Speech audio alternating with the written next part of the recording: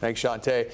Last year, Detroit became the largest municipality to be named a heart-safe city. One part of that designation is that the city has also made a commitment to improving cardiac arrest outcomes. Pretty cool. Dr. Frank McGeorge joins us with an update on what they've done to fulfill their promise to decrease the risk of sudden cardiac arrest among residents and visitors. Doc. Yeah, Ty and Kimberly, most cardiac arrests, they occur in people's homes. And that's why it is so important to have as many people familiar with and trained in hands-only CPR, because the best person to save your life is probably living with you, or they're hopefully right next door. The city is doing constant CPR training. It's anywhere from 2 to 5 times a week. The team is coming out. Dr. Rob Dunne, medical director for the city of Detroit, says that's critical to maintaining their heart-safe designation. You've made a commitment. So some of the key pieces of that are training at least 15% of the population every single year in hands-only CPR. Another essential piece is expanding access to AEDs, or Automated External Defibrillators. These devices are used to automatically restart a person's heart when it's not beating normally.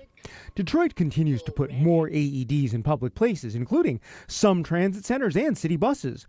But knowing where they are is vital. We knew there are AEDs out there, but we didn't necessarily have a good way to map them. So we partnered with this free application that's out there supported by a foundation called PulsePoint that allows people to register their AEDs. A lot of those are AEDs that were already owned by the city or on city property, but there are also many other places, schools, hospitals, clinics. Anyone can use the app to register an AED, and since last year, hundreds of AEDs have been identified, meaning a 911 operator can direct someone to a defibrillator, and so that people can see where a defibrillator is when they're out in the community.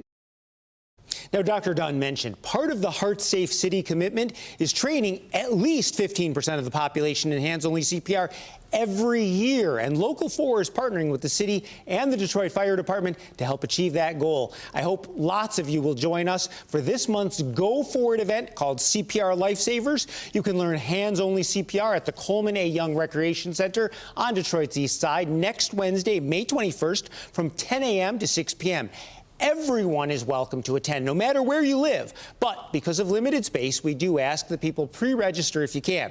Now, to sign up, just scan the QR code on the screen or head over to clickondetroit.com. Participants will learn hands-only CPR, but do note, no formal certification will be given.